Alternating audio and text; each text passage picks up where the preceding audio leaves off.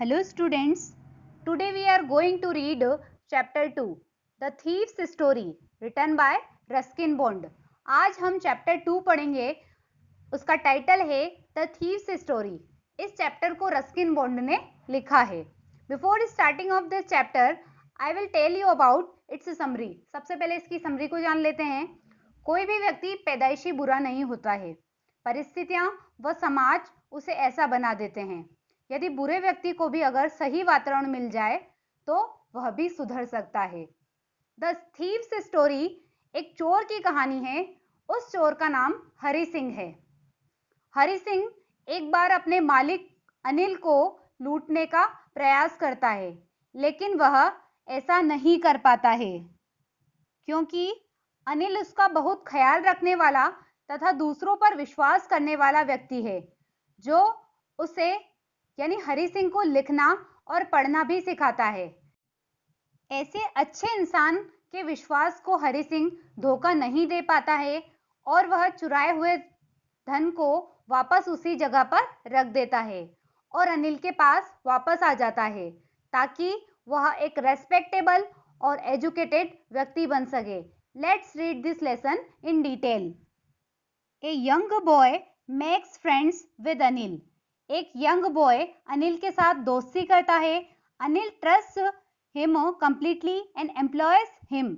अनिल उस पर पूरी तरह से भरोसा करता है और उसे नौकरी पर रख लेता है. Does the boy betray his trust. Betray means होता है टू चीट यानी धोखा देना. क्या वह उसके भरोसे को धोखा देता है? Read and find out. यहाँ पे 3 क्वेश्चंस दिए हुए हैं. इनको हम चैप्टर की लाइंस पढ़ेंगे, फिर इनके आंसर्स को फाइंड आउट करेंगे. स्टार्ट करते हैं chapter. I was still a thief when I met Anil. मैं जब अनिल से मिला उस समय भी मैं चोर था. And now only 15 I was an experienced and Fairlie successful hand. और हालांकि मेरी एज उस टाइम पे 15 साल थी, फिर भी मैं काफी एक्सपीरियंस्ड और सक्सेसफुल चोर था. Anil was watching a wrestling match when I approached him. Anil एक रेसलिंग मैच यानी कुश्ती का मैच देख रहा था जब मैं उसके पास पहुंचा. He was about 25, a tall lean fellow and he looked easy going, kind and simple enough for my purpose. Lean means होता है थिन यानी दुबला पतला. फेलो मीन्स है यहाँ पर पर्सन या व्यक्ति. इजी गोइंग मीन्स होता है सिंपल यानी बिल्कुल सहज. सिंपल वर्ड यहाँ पे यूज हुआ है व्यक्ति के लिए जो इनोसेंट व्यक्ति होता है, सीधा भोला भाला. वह लगभग 25 वर्ष का एक लंबा व दुबला पतला व्यक्ति था और वह मेरे इस पर्पस के लिए काफी ज्यादा सहज, काफी दयालु और सीधा साधा लगता था. I hadn't had much luck of late and thought I might be able to get into the young man's confidence. Hari Singh कहता है, कुछ दिनों से मेरी किस्मत साथ नहीं दे रही थी और मैंने सोचा कि मैं शायद इस यंग मैन का कॉन्फिडेंस जीत लूं. अब उसके कॉन्फिडेंस को जीतने के लिए उसे क्या कहता है? You look a bit of wrestler yourself, I said. आप स्वयं भी कुछ पहलवान से लगते हो, मैंने ऐसा कहा. A little flattery helps in making friends. थोड़ी सी चापलूसी फ्रेंड बनाने के लिए सहायक होती है. So do you, he replied. उसने ऐसा जवाब दिया, तुम भी उसी प्रकार पहलवान दिखते हो. Which put me of for a moment because at that time I was rather thin. उसके इस उत्तर ने मुझे थोड़ी देर के लिए निरुत्तर बना दिया था क्योंकि उस टाइम पे मैं काफी ज्यादा दुबला पतला था. Well I said modestly I do wrestle a bit. Modestly means होता है हम्बली यानी विनम्रता से. ठीक है, मैंने विनम्रता से कहा, मैं थोड़ी कुश्ती करता हूँ. What's your name. क्या नाम है तुम्हारा? हरि सिंह. आई लाइड. हरि सिंह उसने नाम बताया, मैं झूठ बोला यानी उसने अपना झूठा नाम बताया था Hari Singh. I took a new name every month. मैं हर महीने एक नया नाम रख लेता था. That kept me ahead of the police and my former employer. Farmer means है यहाँ पर अर्लियर यानी पुराने। इससे मैं पुलिस और मेरे पुराने मालिकों से बचा रहता था। After this introduction Anil talked about the well oiled wrestlers who were grunting, lifting and throwing each other about. Grunting means होता है गुर्राना। इस इंट्रोडक्शन के बाद अनिल अच्छी तरह से तेल लगाए हुए जो पहलवान थे उनके बारे में बात करने लगा, जो गुर्रा रहे थे और एक दूसरे को उठाकर इधर उधर फेंक रहे थे। I didn't have much to say, मेरे पास कहने के लिए ज्यादा कुछ नहीं था। Anil walked away, I followed casually, Anil चलने लगा और मैं यूं ही उसके पीछे पीछे चल दिया। Hello again he said, hello again वह बोला। I gave him my most appealing smile, मैंने उसे अपनी सबसे ज्यादा आकर्षक स्माइल दी। I want to work for you, I said, मैंने कहा मैं आपके लिए काम करना चाहता हूं, but I can't pay you, लेकिन मैं आपको वेतन नहीं दे सकता। अनिल ने इस बात को कहा कि मैं तुम्हें अपने काम के बदले पैसा नहीं दे सकता, तुम मेरे लिए काम करोगे लेकिन मैं तुम्हें वेतन नहीं दे सकता हूं। I thought that over for a minute, मैंने 1 मिनट तक सोचा। Perhaps I had misjudged my man, misjudged means होता है इनकरेक्ट जजमेंट यानी गलत अनुमान लगा लेना। शायद मैंने इस व्यक्ति के बारे में गलत अनुमान लगा लिया था। I asked can you feed me, मैंने पूछा क्या आप मुझे खाना खिला सकते हो। कैन यू कुक, क्या तुम खाना पका सकते हो। I can cook, I lied again, मैं खाना पका सकता हूं, मैंने दोबारा झूठ बोला। If you can cook then maybe I can feed you, यदि तुम खाना पका सकते हो तो शायद मैं तुम्हें खाना खिला सकूं। He took me to his room over the Jamuna sweet shop and told me I could sleep on the balcony.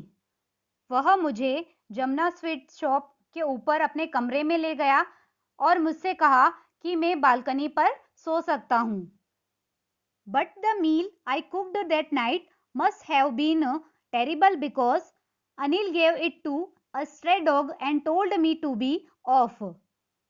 लेकिन उस रात को जो खाना मैंने बनाया था जरूर वो बहुत ही ज्यादा खराब रहा होगा, बहुत ही ज्यादा टेरिबल रहा होगा, क्योंकि अनिल ने उस खाने को एक स्ट्रे डॉग यानी एक सड़क पे घूमने वाले आवारा कुत्ते को दे दिया और मुझसे वहां से चले जाने को कहा। But I just hung around smiling in my most appealing way and he couldn't help laughing, लेकिन मैं अपनी सर्वाधिक आकर्षक तरीके से मुस्कुराते हुए वहीं मंडराता रहा और वह भी बिना हंसे रह न सका। Later he patted me on the head and said never mind he would teach me to cook, बाद में उसने मेरे सिर को थपथपाया और कहा कोई बात नहीं, वह मुझे खाना बनाना सिखा देगा। He also taught me to write my name and said he would soon teach me to write whole sentences and to add numbers. उसने मुझे मेरा नाम लिखना भी सिखा दिया और कहा कि जल्दी ही वो मुझे पूरे सेंटेंसेस लिखना और नंबर्स को ऐड करना भी सिखा देगा। I was grateful. मैं कृतज्ञ था। I knew that once I could write like an educated man, there would be no limit to what I could achieve. मैं यह जानता था कि जब एक बार मैं एजुकेटेड व्यक्ति की तरह लिखना सीख जाऊंगा तो मेरी जो अचीवमेंट है उसकी कोई लिमिट नहीं होगी। 3 क्वेश्चंस इस चैप्टर में दिए गए थे और कहा गया था read and find out. Starting में who is the I in this story, इस स्टोरी में आई कौन है, तो हमें अब आराम से पता है I in this story is Hari Singh, a young boy who is a thief. I शब्द हरि सिंह के लिए यूज हुआ है जो कि एक यंग बॉय है और वही इस लेसन के अंदर चोर है। What is he a fairly successful hand eight, वह किसमें काफी ज्यादा सफल है यानी किसमें सबसे ज्यादा सक्सेसफुल हैंड है। He has been a fairly successful hand in stealing money off his masters and not being caught so far. मतलब वो अपने मास्टर्स की घर पे चोरी कर सकता है और इसी काम में वो सक्सेसफुल हैंड है, इसको काफी अच्छे से कर लेता है और वो इसके बाद पकड़ा भी नहीं जाता है। Next question is what does he get from Anil in return for his work. वह अपने काम के बदले में अनिल से क्या पाता है, यानी अनिल उसे क्या देता है। He gets food and accommodation in return for his work. वह उसे खाना और रहने की जगह देता है उसके काम के बदले में। Anil also teaches him how to write names. Anil उसको ये भी सिखाता है कि किस तरह से अपने नाम को लिखा जाए। आगे फिर से लेसन को कंटिन्यू करते हैं। It was quite pleasant working for Anil. Anil के लिए काम करना काफी ज्यादा प्लीजेंट था, यानी अनिल को काम करके काफी ज्यादा सुख मिलता था। I made the tea in the morning and then would take my time buying the day's supplies, usually making a profit of about ₹1 a day. मैं सुबह चाय बनाता था और उसके बाद मैं अपना टाइम रोजाना की जो खाने की सामान होते थे उसको खरीदने में बिताता था। नॉर्मली मैं एक दिन में ₹1 का फायदा कमा लेता था। I think he knew I made a little money this way but he did not seem to mind. मैं ऐसा सोचता हूँ कि वह जानता था कि मैं इस तरीके से थोड़ा सा धन बचा लेता हूँ, पर वह इस बात पर ध्यान नहीं देता था। Anil made money by fits and starts. Bye fits and starts का मीनिंग होता है नॉट रेगुलर, यानी अनियमित रूप से। अनिल पैसा अनियमित रूप से कमाता था, यानी उसकी रेगुलर कमाई नहीं होती थी। He would borrow 1 week lend the next. वह एक वीक तो उधार लेता था और दूसरे वीक उधार देता था। He kept worrying about his next check, but as soon as it arrived, he would go out and celebrate. वह अपनी अगली चेक के लिए परेशान रहता था, पर जैसे ही चेक आ जाती थी तो वह घर से निकल जाता था और सेलिब्रेशन मनाने लग जाता था। It seems he wrote for magazines, a queer way to make a living. Queer means होता है strange, यानी विचित्र। ऐसा लगता है कि वह मैगजीन्स के लिए लिखा करता था और यह उसकी आजीविका कमाने का एक विचित्र तरीका था। One evening, he came home with a small bundle of notes, saying he had just sold a book to a publisher. एक शाम को वह नोटों की एक छोटी सी गड्डी लेकर के घर आता है और उसने यह बताया कि उसने हाल ही में एक पब्लिशर को एक बुक बेची है। At night, I saw him tuck the money under the mattress. Tuck means होता है to keep, यानी रखना। Mattress means होता है गद्दा। रात को मैंने उसको पैसों को गद्दे के नीचे रखते हुए देखा था। I had been working for Anil for almost a month and apart from cheating on the shopping, had not done anything in my line of work. मैं अनिल के लिए लगभग 1 महीने से काम कर रहा था तथा खरीदारी में बेईमानी करने के अलावा मैंने अपनी लाइन का, यानी जो मेरी लाइन थी चोरी करना, इस तरह का काम मैंने नहीं किया था। I had every opportunity for doing so. मेरे पास ऐसा करने, यानी मेरे पास चोरी करने के लिए पूरा अवसर था। Anil had given me a key to the door and I could come and go as I pleased. Anil ने मुझे दरवाजे की एक की दे रखी थी, मैं जब चाहे जब मेरी खुशी से वहां आ जा सकता था। He was the most trusting person I had ever met. मुझे अब तक मिले व्यक्तियों में वह सबसे ज्यादा विश्वास करने वाला व्यक्ति था। And that is why it was so difficult to rob him. और इसी कारण से उसे लूटना इतना कठिन था। It is easy to rob a greedy man because he can afford to be robbed. एक लालची व्यक्ति को लूटना काफी ज्यादा आसान होता है क्योंकि वह अपने लूटे जाने को सहन कर सकता है। But it is difficult to rob a careless man. लेकिन एक केयरलेस मैन, यानी एक लापरवाह व्यक्ति को लूटना कठिन होता है। Sometimes he doesn't even notice he has been robbed. कभी कभार उसे पता भी नहीं चलता है कि उसे लूटा जा रहा है या उसे लूट लिया गया है। And that takes all the pleasure out of the work, और इसीलिए चोरी करने का सारा मजा ही खत्म हो जाता है। Well, it was time I did some real work. लेकिन ठीक है, अब समय था कि मैं अपना असली काम करूं, या मैं अपना जो असली काम चोरी करने का है वो काम करूं। आई टोल्ड माई सेल्फ, मैंने अपने आप से कहा, I am out of practice, मेरी प्रैक्टिस छूट चुकी है या मैं अपनी प्रैक्टिस से आउट हो चुका हूं। And if I don't take the money he will only waste it on his friends, और यदि मैं उससे मनी नहीं ले लेता हूं तो वह इसे अपने फ्रेंड्स के ऊपर वेस्ट कर देगा। After all he doesn't even पे मी, आखिर वह मुझे वेतन भी तो नहीं देता है। यानी हरि सिंह अब चोरी करने के बारे में सोच रहा है। वह चोरी किस प्रकार से करता है उसे हम आगे पढ़ेंगे। उससे पहले कुछ क्वेश्चंस दिए हुए हैं, रीड एंड फाइंड आउट। ये तीनों क्वेश्चंस के आंसर हमें आगे जो लाइंस आ रही है उनमें मिलेंगे। अनिल वॉज asleep, अनिल सोया हुआ था। A beam of moon light stepped over the balcony and fell on the bed, चंद्रमा की एक किरण बालकनी को पार करके अनिल के बिस्तर पर पड़ रही थी।